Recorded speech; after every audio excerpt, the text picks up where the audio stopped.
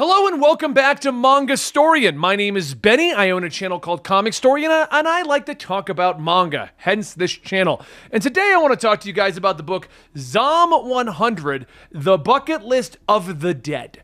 Okay, and this is really good. I really did enjoy these two. The back of the book celebrates it as an exciting zombie tale unlike you've seen before, which I will agree with is exactly what this is, and it's also why it took me so long to read this. But before we get into that, today's sponsor is Gamer Supps and their waifu cups. Gamer Supps makes great drinks you can get, caffeinated or caffeine-free, from this one, which is pineapple cocktail, all the way over to like a fruit punch, to other weirder ones that have like spices in them. They've been a longtime sponsor of Comic Storian and Manga Storian, and if you want to get yourself some awesome waifu cups, and come on, if you're on this channel, we all know what we like, right, men and women of culture? There's women of culture out there. We all know what we enjoy. Then yes, you should check out Gamer Supps, use the code COMICS at checkout, and show your support for the channel by heading on over there. But today I want to talk about Zom 100. Now, I was ignoring this one because it's just another zombie story. At least that's what I thought it was. People kept telling me over and over and over, you need to watch the anime, you need to watch the anime. And as you know, if you've been on this channel for a while, I prefer to read over watching the anime. So I went to my local Barnes & Noble, picked up the first 3 volumes of Zom 100. I did not bring volume 3 down here, but I have them over here. And I started to read this story. But before we go into that, I do want to state that the title of this video is accurate. I want to compare this to the anime. So I read these volumes and then I watched the anime, and there are some stark differences between reading the anime and reading the manga and watching the anime. Be weird if you're reading the anime watching the manga, but you know what I'm trying to say here. Let's explain what Zom 100 is before we get into anything else. Zom 100 follows the main character here on the cover. This cover is what got my attention. You know, the pretty girl in the sports outfit, the guy riding a crown on a Harley Davidson, which, by the way, it is a Harley. I thought it was. They say it in the book. It's specifically his Harley Davidson.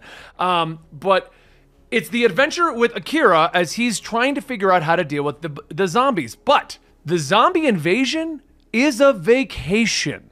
That is how this is different from every other zombie thing I've ever read. So the book starts off, I'm going to start with the book instead of the anime, but the story starts off with he's going to work and he first enjoys it, and after 3 years, he is turned into a corporate zombie.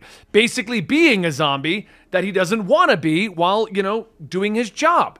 He begins to hate it. He begins to start really despising his entire life. He starts to live in filth, eat bare bones food, spends all of his waking hours at his job. And that is the first 10 minutes of the anime and a good chunk of this first issue right here, or first volume right here. The art style inside of the book, it very much translates well into anime.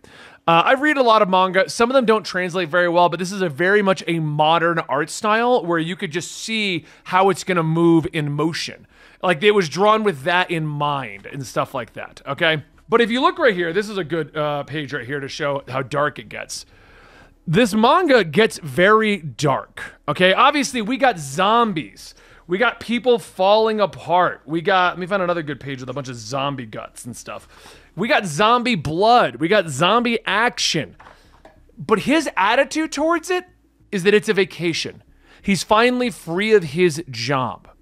So this is where the manga and the anime, for me, diverged a little bit. The manga moved in a very comical, dark humor style of thing.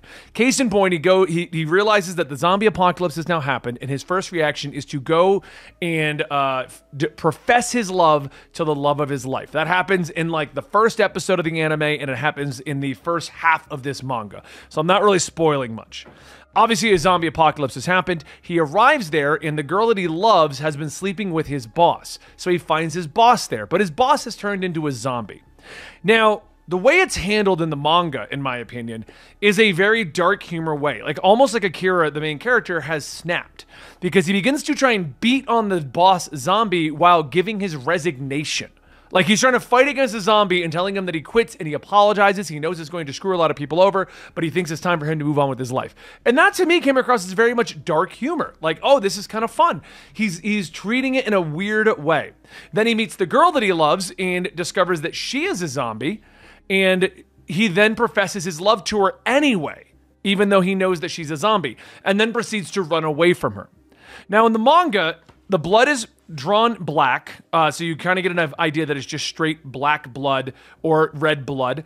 And the overall tone that I was getting is that he's kind of snapped and he doesn't quite know what's going on. The manga also has a lot, not a lot, but a little bit of topless nudity in here for the zombies and stuff like that. Now, what ends up happening is he ends up running around and proceeds to meet other characters and other survivors, such as the girl on the cover, and then he proceeds to decide that he's going to use this as his vacation to come up with 100 things that he wanted to do in his life and he now needs to accomplish. Cool. That's the premise of the story. I really did enjoy it, and I really do highly recommend reading Zom 100 if you're a fan of it. The anime overall, I personally feel, is handled in a more serious tone, and the only jokey kind of moment is the main character, Akira, with his comical way of like, I resign from my job, I profess my love to a zombie.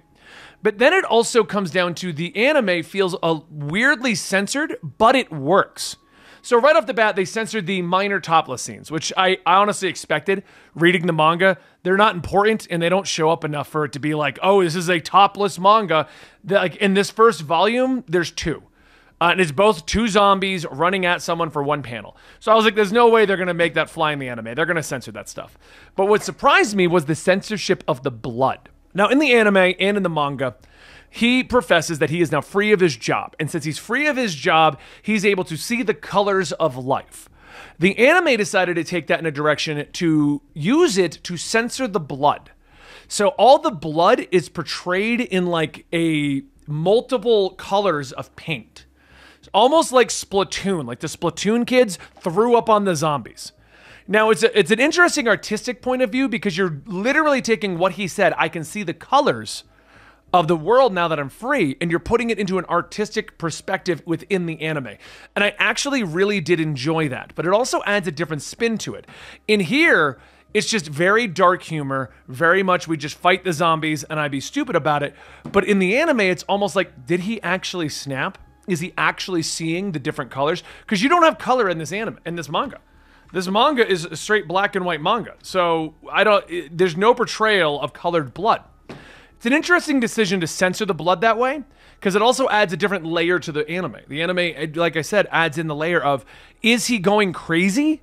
Or is that just a way to censor the blood while portraying his new lease on life? I don't know yet, because I've only gone 2 volumes in at the moment, and we've only gone 2 episodes in.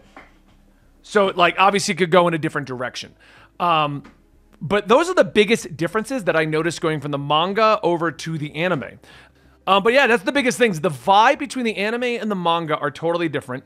The anime, like I said, is taking it across as a more serious tone. When he's professing his love to the zombie girlfriend, there's a nice like piano soundtrack that makes it seem very sad, very touching. While in the manga, I was just laughing my butt off the whole time. Like, I'm sitting there like, oh my God, this is so hilarious. This guy's an idiot. What's he doing?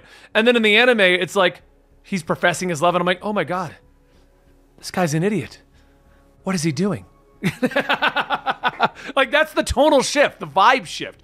The censorship happened in the anime, the topless, whatever. I mean, I'm not reading a comical zombie manga for topless nudity. I don't care about that. The blood does add to the vibe changeover. And there are some key scenes that are cut out of here that, to me, added to the humor. But maybe that was intentional. Maybe they wanted to go more serious with the anime, so they cut out a couple scenes that padded it out and made it seem more humorous. But yeah, I highly recommend Zom 100. Those are the major differences between the anime and the manga that I personally noticed. Let me know what you think about Zom 100 down below, and if you want me to keep talking about it, we can start talking about my adventures of reading through it. But don't worry, guys, I know we got more One Piece to read, more Dragon Ball to read, we're getting into Black Clover, and I've already got a bunch of other ones I want to read. I'm reading a lot! I'll see you guys next time right here at Manga Storian. I was going to say Comic Storian. I should get that right one day.